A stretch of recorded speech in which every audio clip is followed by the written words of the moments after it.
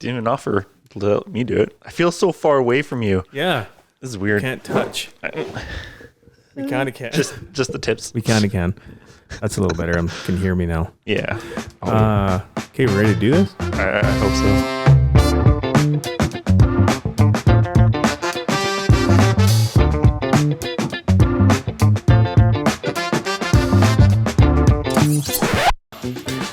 What's up, I'll do the intro on this one. Okay. What's up, everybody? I'm Mitch. This is the Fit4moto Academy Podcast. A bit of a different episode today. Ricky is missing, but I do have Tyler with me. Yeah. Thanks for joining me, Ty. Appreciate it. Me. Episode 20-ish, something like that, give or take. 19. I don't know if anyone really cares. Does anyone count the episode numbers? I think if you just list it at the bottom, that's great. Yeah. We just should say topics. I like that. But topics is because we go so off. Yes, and I like it. Yeah. I like not having a script. Yeah, episode 20-ish. Something like that. Last episode, we talked about some stuff that you can do to kind of keep riding during the winter. Talked about snowbiking, riding on studs, stuff like that. Yep. Yeah, that was good. But I'm really glad that you're here for this topic because you're kind of what I would consider the expert on this, and I do like what you're doing there.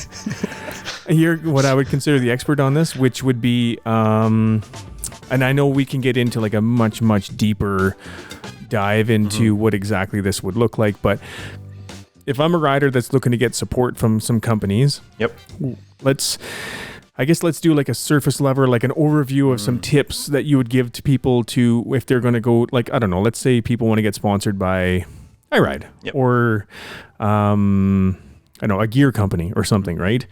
Maybe they want to get sponsored by a goggles company or whatever. Yep. Just some tips that you would give, because I know you obviously, can go much deeper into it than just that, and you do that as well, right? Yes. We do that with the Action Sports Club, actually. Right. So what is that? So the Action Sports Club is a company that we help teach and turn action sports enthusiasts' passions into careers. A lot of the times it's like they want to work closer with sponsors and are unsure of how to get sponsors or work with them, and so we actually teach them that sponsorship is not a charity, right? The sponsor is there to help you, yes, but you're also there to help the sponsor just as much or even more so, right? You always want to give back more and create that win-win scenario with both company or both yourself and them. So again, we can dive into a whole bunch of different stuff, but we are approaching the season, especially in Canada here, for applying to companies for sponsorships and backings for the season. And that, you know what, that's something that I actually didn't even know existed, if I'm being totally honest. I didn't know that there was like exactly a season where the companies would start to accept resumes for support or sponsorships or whatever. I always just envisioned it as being like, I don't know, firing off an email to whoever and seeing if they would hook you up. I didn't know that there was like a season for that. Yeah, so it changes again depending on the company and where you live. Like in the States, they're actually already starting to collect sponsors or like resumes right now. In Canada, we're still kind of finishing up our season. Typically, most of our contracts. I like the view there. Okay. Yeah, there you go. Okay. Yeah, that sounds better. It was getting a little far away. There we go. Yeah. It's whispering. Yes. So elegantly. But in Canada, like usually December is when most of our contracts end. And so at least for me, I still have a little bit to perform still before having to reapply. Oh, yeah. Okay. So, that makes sense. Yeah. But, and again, like, finding out when that company actually is accepting helps a lot, because then if you can apply, let's say it's October for them. If you can apply October, usually you can get a better deal then, right? Oh, really? Yeah. How so? Why is that? Just because like you're at the top of the pile and you're not applying halfway through the season where they've already used most of their budget on their riders. Right. So okay, that makes sense. Yeah, I didn't even know that was a thing. Pretty naive on that part, I guess. Completely different world. Totally it is. And that's why I thought like this would be a really great topic, because I know not a lot about it other than experience, I guess, with iRide and sponsoring other riders. And that's kind of the experience I have, though, is more on the side of giving riders support and not so much applying for it. I've never really applied for it before.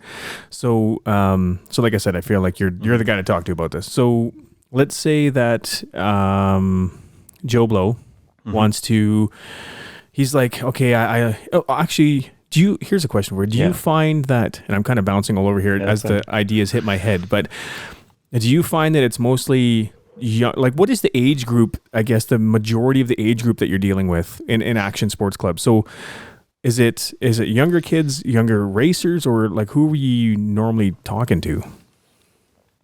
Actually, like it does range quite a bit. Typically we deal with a lot of people that are around the 18-year-old to actually even 45s. Really? Oh yeah. There's a lot of older gentlemen or even ladies that are wanting to get into that, and because there's like, you don't need to just race in order to have sponsors. Right, you don't even have to be that like top pro to get sponsors. There are a lot of people, especially with social media these days. Companies want exposure. Best way to get exposure is obviously social media or the weekend warrior that's going out riding those trails and actually talking to other people as well. Right. So, you can have someone that just likes to do adventure rides actually have a sponsorship as well. Yeah. That actually makes a lot of sense. And I guess the world's kind of changed that way, though, right? Yeah. Back in the days of Jeremy McGrath and 1-800-COLLECT and things like that. Yep. Sponsorship just looks different than it used to. Yes. With social media and all that kind of stuff. Yeah, like back in the day, it's like if you said you were a sponsor, you're like, oh, that guy races. He's a pro, right? He has to be on the podium, totally. Right? Yeah. Yeah. It's things have changed quite a bit. Again, with social media. Companies and even with COVID, for instance, right? There was almost 2 years that we didn't have any races. So, totally. How's a company going to get that exposure? Social media and people that are just going out and riding. Yeah. And the other cool thing is that, like, if you're out riding and you meet someone else and you start talking about a brand, you're also a little bit more, it's easier for you to relate to that person than, let's say you go to a motocross race and like Ken Roxon or someone's there, right? And you're like, hey, like, I like your boots. Like, are they good? Right? He says it, and like, quite frankly, they are probably really good boots, totally. Right? Yeah. But at the same time, you're like, well, that guy's a pro. He's riding a different level. And then is he also just saying that? Yeah, he's obviously getting paid a lot of money by Fox, right? Yeah. He ain't wearing that stuff for free. Yeah. And like, so the other thing is, like, when you go ask for sponsorship, like, it's important to have an understanding of that brand already. So like, actually buy the product, test it, make sure you like it, make sure you actually like stand behind that product and you have a belief behind it. A lot of people are like, oh, I just want to get sponsored just so I have sponsors. And you're like, but again, like, do you actually like, can you speak to it? Yeah. Right. Like all my sponsors, I'm like, I've had for multiple years. And I'm like, I actually like truly believe in that company and I want to see it succeed. I've tested it and like, I will give my honest opinion. Sometimes I'm like, this product, it's good for my type of riding, but it's not going to be good for yours. Right. Yeah. And there might be a different product or even a different manufacturer that fits your, like, let's say moto that doesn't fit enduro. And I'll be like, you know what, like, as much as I want to like say this is the best, I'm like, they're not there for that product yet. Yeah. Go try out these guys. Yeah. And I like that. I think a lot of people could probably appreciate the honesty, right? Because the last thing people want to do is spend a whole bunch of money on a product that they maybe don't fully believe in. Yep. But maybe just are getting it spun from somebody else that they need to get that. You know what I mean? Yep. Especially if you compare it to like moto and enduro. Moto guys are normal, right? And enduro guys yeet it off everything and are very, very hard on things. Yes. So here's a question for you. Have you gotten, because obviously like this whole me delving into the off-road world, I've gotten some really cool feedback about it, which is really fantastic. But have you gotten like, because I mean, how do I put this?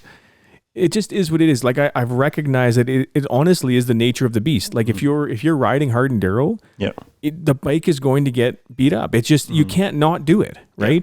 And I've actually learned to really appreciate it and respect it and enjoy it, frankly, because it's not just the bike getting beat up. You physically are getting beat up too. Like it's exhausting, And I really, really like it. And I think it's a really cool challenge. Yep. Especially just having done moto for so long, but. Here's a question for you. So of the people that you've talked to that kind of have seen me get into the enduro stuff and all that kind of stuff, when they hear me say like the bikes get trashed and there's different parts and things, how do they take that? If it's an enduro guy, they laugh. Yeah. But okay, like, so that's like, I call it like the learning curve though, right? Because like, that's the only way to learn is to drop your bike and crash, unfortunately, right? You know, feel how it works.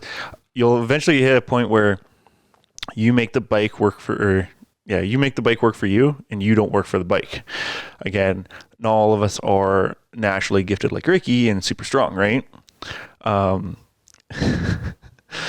That being said, right, so like when I come up to an obstacle, I'm like, I'm going to burn so much more energy. I guarantee that he's going to be listening to this. Yeah. So I was going to throw in there, but also some of us are smart. Yeah.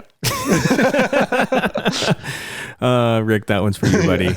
We love you. Yeah. So, for instance, if I come up to a log and I can't get over it because I don't have the skill, right, like naturally I'm going to want to lift it, right? And so like I've seen this a lot with like bigger guys is they come up to something and they're like, oh, you know what, struggling a little bit. They literally just pick up the bike and toss it over. Right.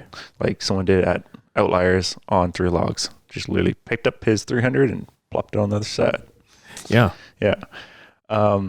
So, but when you can actually like start to get in tune with your bike and you like, oh, there's like a little root in front of it that you can hit and get over, or like how your suspension reacts, you'll like save so much energy. Well, that's the thing, dude, is like when you, like I legit in the Outliers thing, both the enduro cross part and the riding up on the hills or whatever, I just bulldogged my way through things. It was purely due to lack of talent. You know, like I used way more energy than I really needed to on everything. I'm fully aware for sure. So for like, again, like making that transition, making the bike work for you, it'd be like, even in moto, right, when you come flying into the corner, it's like, what did you call it? It was rolling speed? Roll speed? Yeah, roll speed, right? Yeah. So it's like, if you don't know that, again, you're like on the brakes or on the power and it ends up wearing you out. And that's how you get some arm pump, right? Yeah. So it's like, but as soon as you're like, oh, if I release the throttle here, I'm going to carry enough speed to go through this corner, and you can like just feel how the bike rolls, or even like naturally wants to tip into certain corners. Again, you're not using your own strength to do it. You save so much energy. Yeah, so totally. It trying not to get too far off. Way off the weeds. Trying not to get too far off topic. Yeah. So like when you first learn how to ride, you're naturally going to wreck your bike until you figure out how to actually proper ride, and then like tire placement. Yeah. And then when you go do these like super hard rides, you actually don't break that much. Yeah. There's the occasional time, yes, you try to commit and you lose your 4 seconds of talent, which happens to me often, and you break your clutch perch off or something like that. Yeah. But then you tape it back on and you keep riding. Yeah. Yeah, cool. Anyways.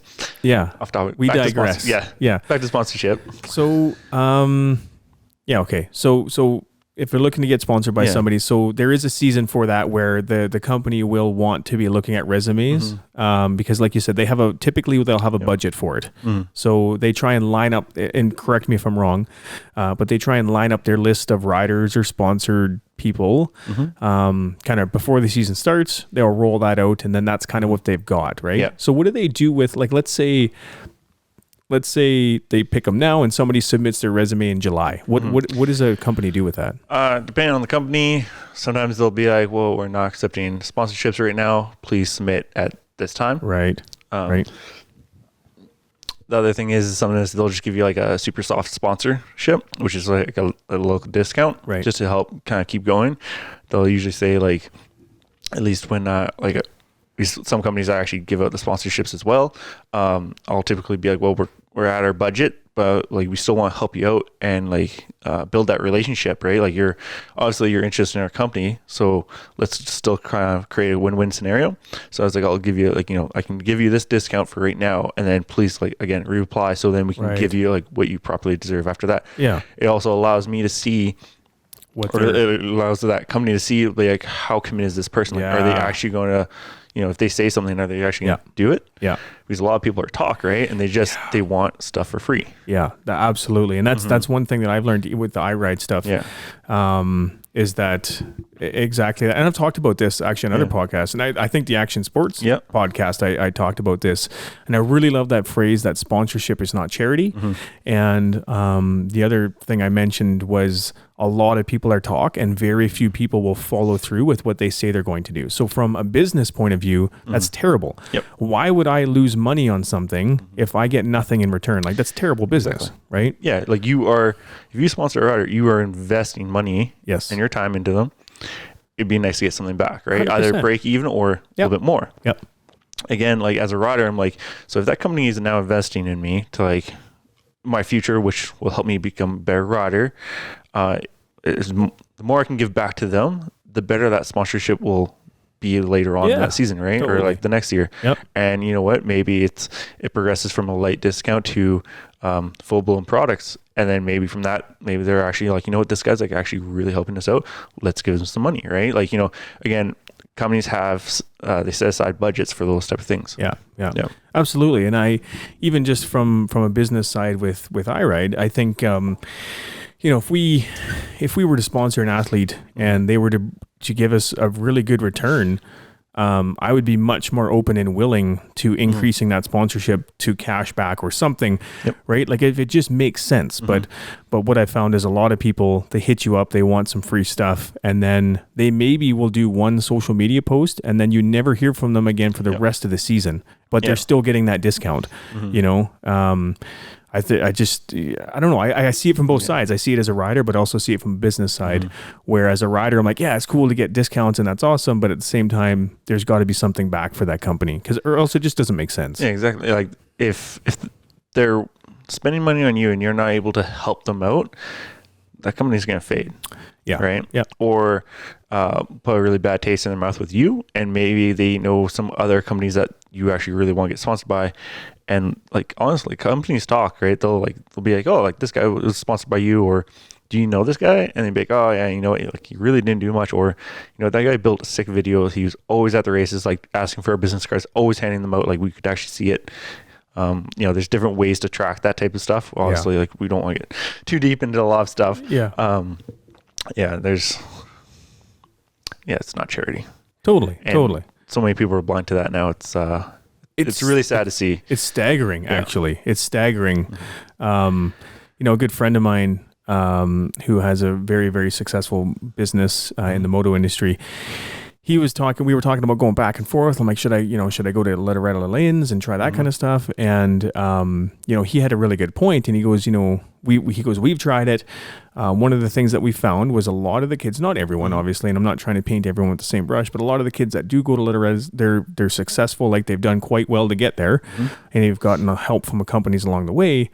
He said his experience was that a lot of the kids there, they were interested in what he had, but they wanted it for free. Exactly. They expected to get it for free because they're at Loretta Lynn's and they're a big deal, you know? And it's shocking to me because I don't know if I just wasn't raised that way, or maybe I just never had all those opportunities either as a really, really good rider. So I wasn't offered those things, you know, but it blows me away that that's the expectation for some people.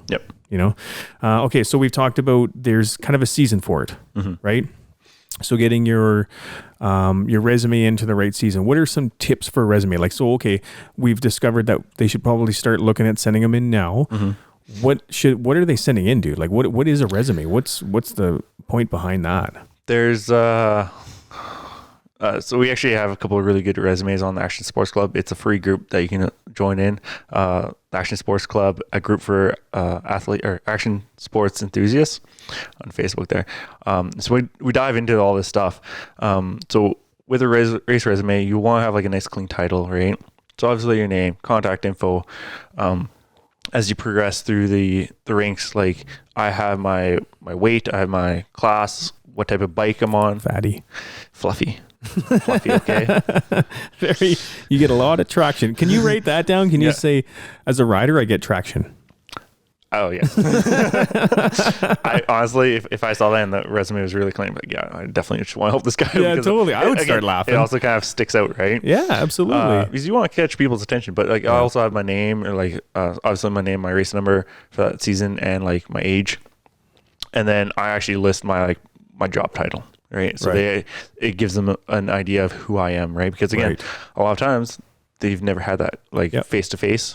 Never talked. So it's like you don't want to give too much information that they're like, oh, like, you know, like you want like the highlights, but they want to be able to be like, I understand this person right away, right? This person is like, if we sponsor him, he speaks this company, right? Right. Okay. So what could someone include on their resume that would say to you, this person would represent us well? Yeah. So, have a quick like little bio, a couple sentences. Sorry if you mentioned, but we're just talking like a Word doc, right? Yeah. Like, so, Word doc is a good way to start. Right. But if you want to progress to like the better stuff, like I said, in the National Sports Club, we go through all this stuff and like have proper like racer resumes, like nicely, templates. Templates, and it's like that'd be handy to have. Again, like, so I remember like how many resumes that company's going to get, right? Like the bigger the company, the more resumes. Yeah. So how are you going to stand out, right? Again, if it's a simple page, it's white and black with a couple photos, it's very generic. Half the time they'll look at it and quickly like speed read it and be like, right? So like add some color to it. Yeah. Make it pop. You know, put like a giant like pink paper clip on it or something like that. Like again, they'd be like, oh, this is slightly different. So obviously quick information, a quick paragraph about like who you are, your goals for the season and your race results. And like, don't lie about them because they do check, right? And there are like Hook It, for instance, like actually posts all your race results, even though you don't know it. Oh, really? They have access to like all those like race company or like those series, and they'll actually like post it right away. So try not to like, you know, try not to pump your tires too much. Exactly, right? Yeah. I took first 17 times. And then obviously some like really good like action photos or like someone that can just be like kind of posing or like near the bike, working on the bike or something like that. Like obviously if has to do with let's say a handlebar company, right? I'm going to kind of focus a little bit more on those handlebars. And like, again, if I already run the product, even better. So you want to like focus and be like, hey, like, you know what, actually use your product. Here you go. Right. Yeah. And I think from my standpoint too, at least from the business side, I think one thing that would, that I would look for would be, so say let's say an action photo or them beside their bike or whatever. To me, it gives me an idea of how well you keep your stuff, right? So if your bike is a disaster, if your gear is a disaster, right? I may not care what gear you're wearing or what bike you're riding or anything like that, but it gives me an idea of how well you take care of your own shop. Does that make sense? Yep. So for me, that matters. Like, how well do you run your ship, and do you take notice on small things? Right? Because that, I think as a business, that makes you a little more attractive because you might care a little more about trying to help the business out that's sponsoring you. Exactly. You know? And then, so very clean photos, have all your contact info. So obviously like, phone number, email, sometimes like I'll put my address and everything because that way they already have it if they need to send me stuff. But again, big help here is like social media. So Instagram handle and Facebook, you know, you can do TikTok too and YouTube, as a like someone that helps teach this type of stuff. Facebook, Instagram is like primarily the stuff, especially Facebook. Yes, Instagram's really good, but there's a lot of benefits people don't realize about Facebook. And we'll dive into all that stuff later on. But because again, they want to like see what you're posting, right? Like, are you posting about their product or are you posting about someone else's product? And you're just trying to be like, well, trying to get Fly, right? But I'm also trying to get like Thor and like Liette and all these other guys, right? And I run their brands, but I'm really going after Fly. It's like, well, again, why am I going to get you on my team if you're not already investing in my company? Yeah, totally. So, So here's a question that I'm sure a lot of people would have. So social media, like we've talked about, that's becoming a more and more important thing. But with that, if let's say I'm an 85 rider, right? Or whatever rider. And I do some social media and I post some pictures and I do these types of things, but I'm not running my social media like a business, right? Let's say I have, I don't have that many followers. How will that affect things? Like, cause I could see that being a big deterrent for a lot of people. Cause they're like, well, I don't, Actually, to be honest, even with the iRide stuff, some of the resumes we get, right? There'll be, adults or kids or whatever, and their social media, they may only have 80 followers on Instagram or something like that. And they may feel like, well, I don't have the 20,000 followers that's going to have a bunch of reach. So what advice can you give to them for, kind of overcoming that challenge? So it's Ooh, did I give you a loaded question? Like it's kind of like, don't want to dive into it too deep and like overwhelm people, but like, so like not everyone's at that level, right? So I would like, as someone that's like a company looking, I would look at their quality of stuff. Again, like what kind of, is it just like quick iPhone photos? Is it like a little bit more professional? Like where are they even doing a description on like the results? Like, me personally, like I want to see someone that also posts about their bad race, right? And not all the wins, right? Be like, you know what, I had a really bad race. This happened, but it's not the bike's fault. It's like, honestly, I just wasn't prepared. Yeah. But still, thank you everyone that helped me out. So I'll like quickly read the stuff, look at the kind of posts, stuff that stands out, and be like, was this person again going to like give me any like photos to use? Yeah. Whether they post it or they just send it straight to me. Yeah. And like I know it takes some time to like properly build. There's certain ways you can do it fast and clean.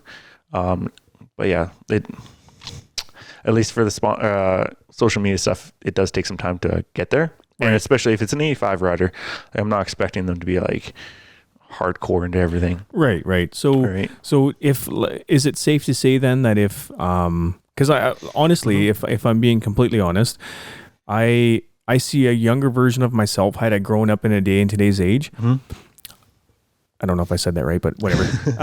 I would listen to a podcast like this, okay?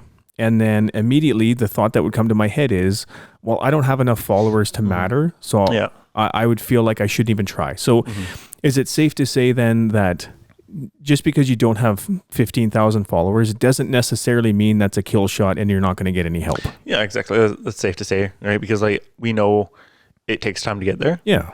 Right. And so if you do have not a ton of followers, there are some things like you mentioned that you can do so that it does look more attractive. So like exactly what you just said, the post and the, and like, so like, here's the other thing that kind of like, sometimes the reason people don't have all those photos is because they're really good at their footwork. And I was like this too. I didn't have a lot of followers for a long time. I was really good at boots on the ground, talking to people and showing my product at the races or even just out riding. Yeah. Right. And so not always sponsors would see that. As I progressed, I was like, well, this is something I'm lacking in. So then I built. Right. But so like on your race resume, if you're helping out at like ride nights or certain races like sweeping or like setting stuff up or just coaching, stuff like that, list it, right? Because they want to see that you're actually involved in the group and you're not just, again, showing up to a race to quickly race and then leave. Yeah. So there's lots of ways then, you kind of making it sound like there's lots of ways that they can add value. Yes. Without having to have that following. Be an influencer or that kind of thing, which leads me to my next question, which would be, and this is such a great topic because I feel like, again, had I had this to listen to, again, it's times have changed since I was 15, but had I had this to listen to before, and I guess actually it even applies now, but, it would have been super helpful. So the next question I have then is race wins. Now I have my own opinion on this and as far as iRide goes, but I'd love to hear your take on if let's say Tyler's sponsored by Liat, right? If Tyler doesn't win a race, is Liat going to flush him down the toilet? That depends on your contract and your level of racing. Again, also that belief of that company. So some companies are like that.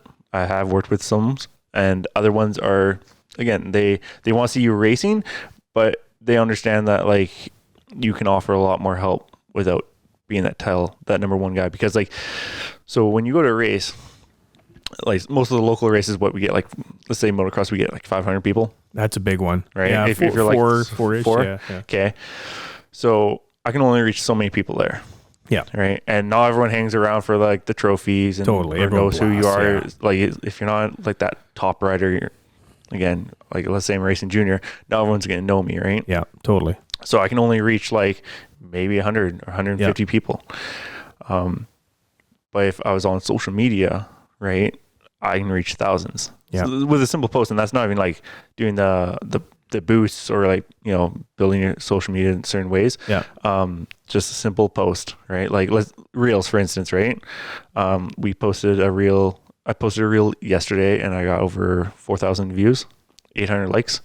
And that was just within like a 12-hour period, right? Yeah. So like understanding how to use those algorithms, I can reach far more than, let's say, their title sponsor. Yeah. Right. Yeah. So like, let's say, obviously I ride, right? You're their number one guy. You get free products and everything, right? I am there. Actually, you're their number one guy. Ooh, I'm just behind the scenes. Yeah. I just clean the toilets. That's gonna make some other bike jokes in there, but so like let's say you can only reach so many guys because again you're so focused being that number one racer, you're focused on training and riding, right? Yeah. This is where like a lot of athletes have problems with is they're like, well, either I got to race or I got to do all this content stuff. Right. They have a hard time balancing that. And like we actually show you like quick, easy tricks on how to like do both, right? But I kind of forgot where I was going with this.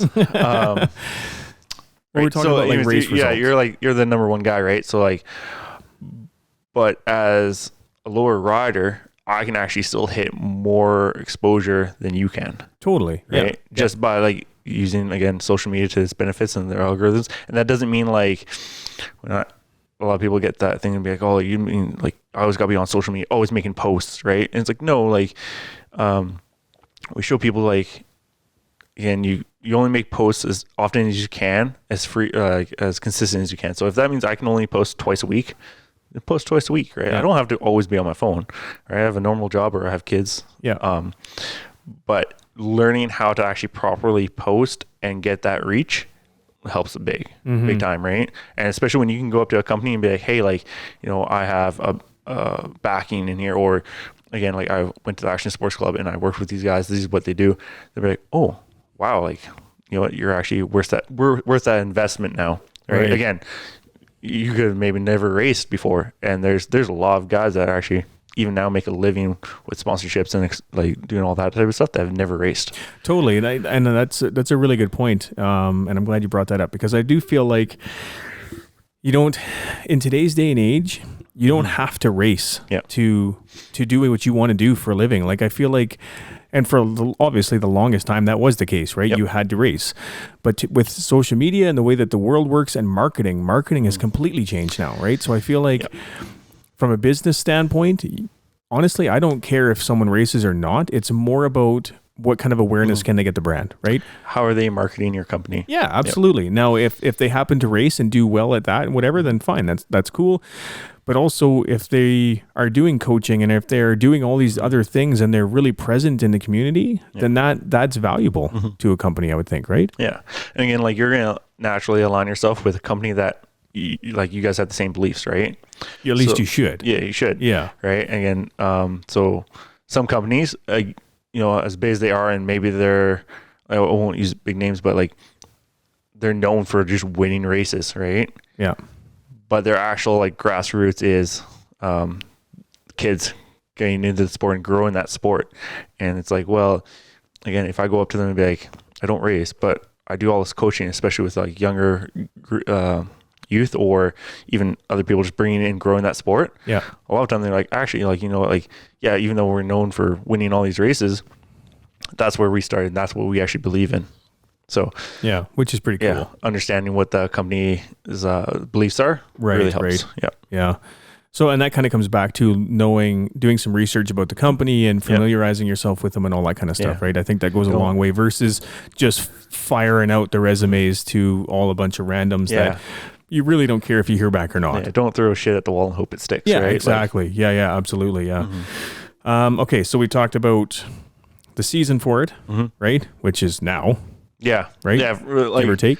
For most part, whether you're in the States or Canada, now would be when you're starting to apply or thinking about applying. Right. Yeah. We've talked about a resume, where you can get one of those. Action Sports Club on Facebook has some templates, which is super cool that you guys are doing that. And what kind of stuff you should have on that, right? I would suspect that the templates will help out huge with that. Yep. Okay, so you've decided which company you want to approach. So let's say Tyler wants to approach iRide. Yep. Tyler does a resume and stuff. How do you how would people know where to send it? Like, let's, because I'm just trying to think of the average guy at the track who's listening to this. That's like, okay, cool. I know what I'm supposed to do. I know where I'm supposed to get it. Yep. I know what's supposed to be on it. How do I know where to send it? So, obviously, if it's a local company, you want to do it in person, right? Because in person's better. Again, right? Like, as nervous as you are, right? You gotta remember, like, everyone was there once, right? But you want to do it in person if you can, because you want to build that relationship. You want to build that connection, right? Again, if I get something on email, there's no connection. I read it, I'm like, well, maybe I feel a little bit bad for this guy or something like that, right? If I actually can talk to him and be like, this guy's willing to come up to me, I'm like, well, okay. Like this again, you're saying you're separating yourself from everyone else. Yeah. If you can't, let's say it's a big company and they're located in California or something like that. I would go onto their website and see if they have any applications, even Googling it, iRide applications, right? Yeah. See if anything pops up. If I can't find anything there, I'll go to their contacts, see if I can find their email and try to send them an email, or hop onto their social media page. Sometimes they have their email on there or messages. And I would also send them a message there and be like, hey, who do I talk to about sponsorship stuff? I would like to apply. Right. Yeah. Yeah, so there's various ways you could find those resources, right? I do feel like most companies now are super active on Facebook and Instagram. So you could DM them and hopefully I would think you should get some sort of response. Yeah, usually it's 24 hours or 48 to get back to you. Sometimes we'll get 30 messages and I'm like, okay, this is going to take me a couple hours to get through, right? Totally. Yeah. But, and even when you submitted your resume. So let's say I actually got your email, I submitted it, do a follow-up within a couple of weeks or so, right? And be like, hey, I just want to see, were you able to get it, right? Just check-ins, right? Because again, if everyone's going to just throw their resume and be like, hope it works. Totally, yeah. But if you're actually, again, investing in committing and be like, hey, were you able to get it? And even if, let's say you get declined, be like, okay, well, I still want to represent you, right? Because I actually believe in you. What can I do to help for next year, right? What can I prepare, right? And sometimes they'll be like, we want to see this more, right? Whether it's on the bike or social media posts, right? Not saying that you have to have that following, but actually start posting more, right? Just showing a presence. Yeah, exactly, showing a presence, right? Showing that you're willing to do the grunt work. Yeah, absolutely. Yeah. So that's, you kind of led me into my next question, which was, let's say you do get rejected and let's say you don't get this is what you can do to improve your chances for next year. Yeah. How should I keep wanting to say kids, but because I just think of, kids who are trying to build their race careers, right? But adults too, how should they deal with that? Let's say Tyler approaches iRide, right? And iRide's like, you know what, dude, sorry, but we're not interested. Now, I guess if they said, reapply next year, that's one thing. Yeah. You at least have something to go on, right?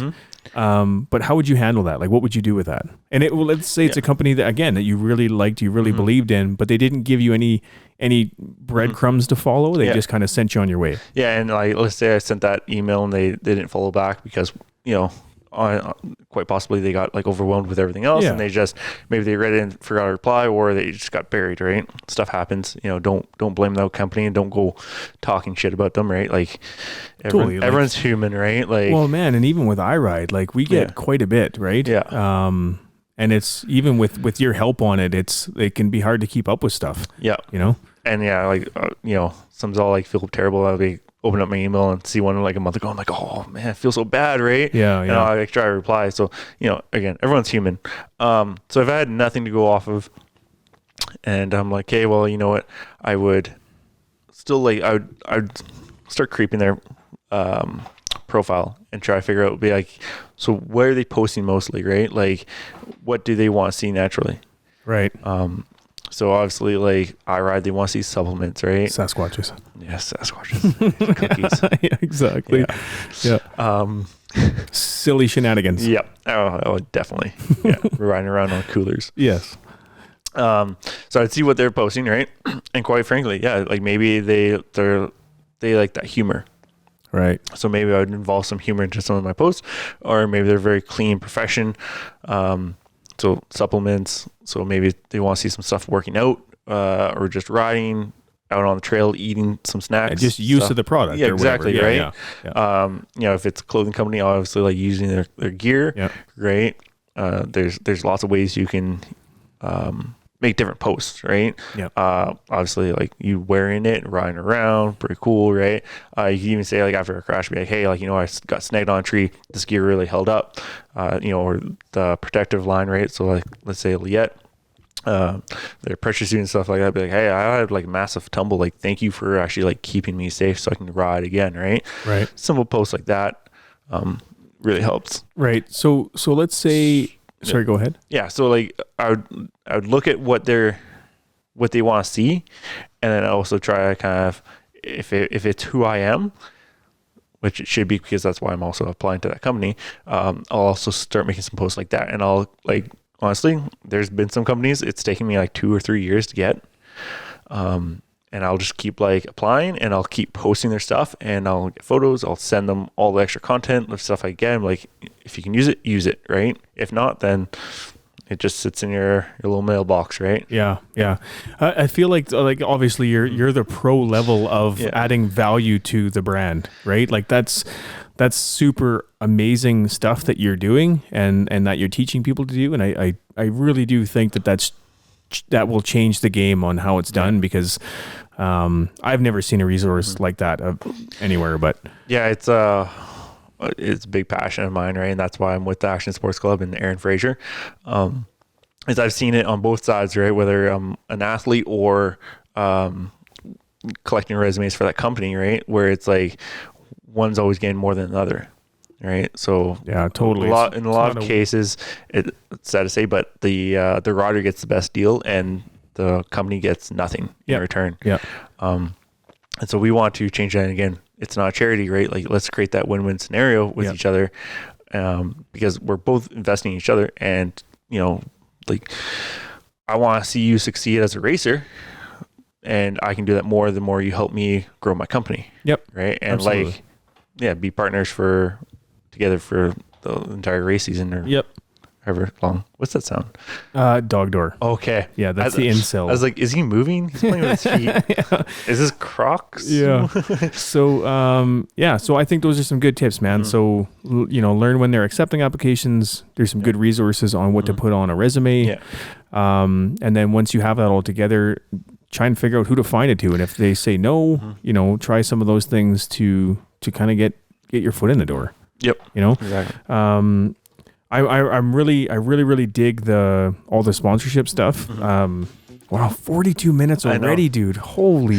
I feel like we could go on for days about this stuff. I know, man. I'm trying not to get too into depth, but like I said, like if you want to learn more about sponsorship stuff, honestly, like look at the Action Sports Club. Yeah. It's kind of that's your jam. That's what you guys do. Yes. Yeah. We designed it to help the riders, right? Turn their passions into careers. And it's just a big passion of ours. And, I've brought it over to what we do for the iRide. And yeah, I think it's wicked, dude. I had another question and then the train fell off the tracks. Okay. We're talking about sponsorship and helping each other. And I think, I guess I new to me anyway, I have a new perspective of it with iRide too, because I was never part of that business side before. So knowing what I know now, like there's just so many red flags as a business owner that I didn't know before, right? But when you're starting to talk actual money and losing money on things, or losing profit, or right, when you're actually talking physical money, things change quickly, right, from a business standpoint. And I just learned a lot of things that we can probably go over in another podcast about maybe some things from a business side that I find are important, right? Yes. So if I'm going to, like, I love helping out riders. I love helping out all that kind of stuff. Super passionate about it. the whole community that's my life. So, I'm really, really into it. But at the same time, there are some things that like really just start to rub you the wrong way. Yes. Because if you sponsored people, right? And it's like, it can be a lot of even smaller things. But it just looks bad from a rider, But yeah, we can cover those, I think, in another pod. Because, dude, like, there's so many things we could go over. Like, what kind of social media posts and what are some things not to do when you're representing a brand and all that kind of stuff. So, I think for the people listening and watching, if you do find this kind of content valuable, let us know, man. Like, let some DM us, leave some comments. Let us know that you want a lot more of this stuff, because I'm sure we could go on and on and on. Yes. About this type of content too. Absolutely. Yeah. So where can people find you? So me personally is the Tyler_Wentland at 141 Wentland. Right. And that's on the IG? Yeah, that's IG, even Facebook. Yep. Oh, okay. And then, same. Yeah. Right on. Thing. And then what about the Action Sports Club? Because I feel like that's going to be a big resource for people. Yes. So for Instagram, it's the Action Sports Club. And then for... just all one word? Or all one word. So at the Action Sports Club. Right. And then for Facebook, we have two. We have just like our main fan page, which is the Action Sports Club. And then we have the Action Sports Club, a group of action sports enthusiasts. And that one is like our private one, which we actually like hold live calls. It's all free. Right. And like we actually sit down, like help educate riders on how to turn their passions into careers, work with sponsors.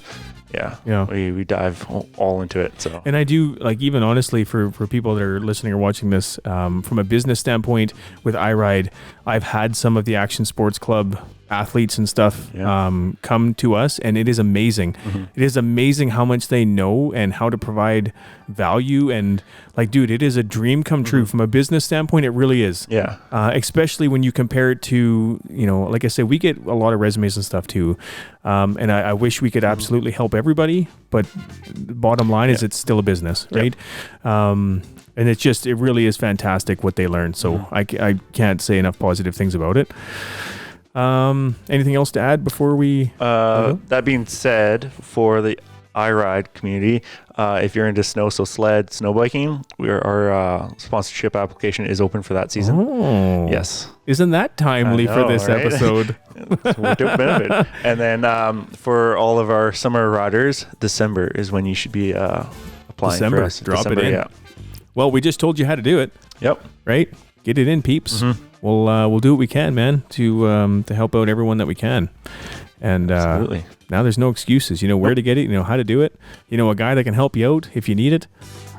This guy. Do you have a fan page? Yeah, I do. You do, eh? Like, is it literally called the Tyler Wentland fan page? No, it's just Tyler Wentland. I'm going to start a fan page. So, literally, it's going to be called fan page, and it's just going to be pictures of you with like dreamy hearts. Oh, I could do that. Can I wear a tutu? And, yes. Yeah, you can wear whatever you want. I'll wax the mustache. We're an equal opportunity company here.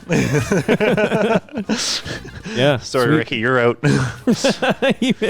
Rick misses one episode, and I'm sorry, buddy. You've been bumped off the pod, dude. I can't wait till he listens to this and just starts sending us messages. I know he will too. He's gonna blow up the inbox on the group chat for sure. He is.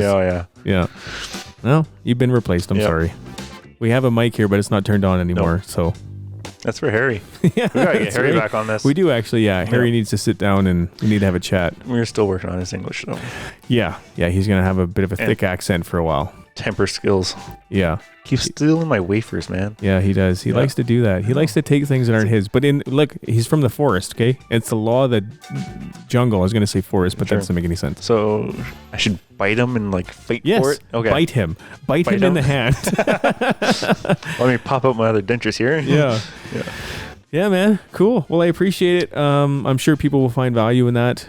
And I'm looking forward to having some more discussions about that, because like I said, it's all pretty new to me. Other than my experience from a business standpoint, it's as a rider, that's all new to me, and I really, really wish I had that information a long time ago. Same. Especially like when I was hardcore into racing, back when I was like 16ish, and I wanted to go pro and I wanted to do all these things. Granted, social media didn't exist back then, but still, nonetheless, boots on the ground exposure for the brand. Like you could have just been doing a lot, you know. I know, it's crazy. I wish I knew all this stuff when I was younger too, and that's why I want to help give it back, because I'm like, then we can actually grow this industry properly. Yeah. And not everyone's being taken advantage of. Totally. Yeah. And so yeah, I'm a burnout now, so I just ride for fun. We'll use you for some other things. Right on. Well, thanks to everyone for watching and listening to this pod, and tune in for the next one. I don't know if Ricky will be back. We'll see. Yeah. He may be fired. I didn't say it, Ricky. We're still friends. Ricky, you're fired. Yeah. I'm just kidding. I could never fire him. No. The people would riot. Yeah, he's a good hugger. Yeah, he does. Yeah, he's strong. Yeah. It's hard to escape his grasp. Well, you just gotta be fast. Who do you think would win in a hug off, Rick or Harry? Oh, I think Harry. I think Harry would too. Like just pure animal strength. You know? Yeah. What I mean? Well, he probably hugs trees. Yeah. Well, so do you. So do all off-road riders hug trees. I keep them warm because they get cold. I feel bad for them, so then I throw my body at them to share my body heat with them. Well, that's very generous of you. Right. I like very that. Thoughtful. Yeah. Very caring. I try to leave the dirt alone on the track, although it doesn't always work that way. Every once in a while, I have a good you don't test the moisture of the dirt with your face. Yeah, I do that a fair bit. Actually, that's not true. I don't do it that much, but you did it in the woods though. Yeah. I did a lot of soil sampling in the woods. Still trying to find my feet. It's just such a different skill set. I'm really looking forward to like next year already though. Like, it's fun, man. It's a good time. Oh yeah. I'd really like to try 4-stroke outside though, like in the woods. Yeah, like outside. As like if I ride indoors. You never know. Yeah, but I would really like to try one out in the woods. I think going over logs and stuff, I think I would find it a lot easier personally, just with my riding style. Yeah, we have some really good trails. Like honestly, with 4-strokes, they just flow really nice. But like, what would be cool is to do a day of 4-stroke and then 2-stroke like back to back. And then you'll see like when you go through certain trees, like how the bikes react. And you're like, oh, that's where it's like, that makes a difference. And then when you get to that level, you're like, yeah, you can make any bike work. But it's like, again, which one's going to be less fatiguing that I can get through and clean it faster than everyone else. Yeah. And that's why we get so picky on our bikes. And setups and stuff like that. Do you think for outliers, could I ride a 4-stroke in the enduro cross part and then a 2-stroke on the, you have to ride the same bike? No, it has to be the same bike that's bullshit. Yeah, that's, if I am, just slap on some even cardboard, make it look like a big pipe and everything. Totally. Even for a lowly beginner like me. Yeah. It's not going to make a difference. I'm still going to crash all over the place. Yeah, but you might beat everyone else. Well, we'll try. Would you want someone else to beat you unfairly? They did. I had girls passing me last year. Those girls are very fast. Yeah, they are. Yeah. Yes, lots of learning to do. Yep. We'll get there. Oh, yes. We'll get there. Right on. Lots of clutch levers to break. Yes, lots of feathering to do. Clutch feathering. Hard AF, bud. Yeah. Hard all feathering. That's an ode to you, Ricky. Oh, yeah. Right on. Thanks, everyone, for tuning in. We'll see you guys in the next one. See you guys. Bye-bye. Bye.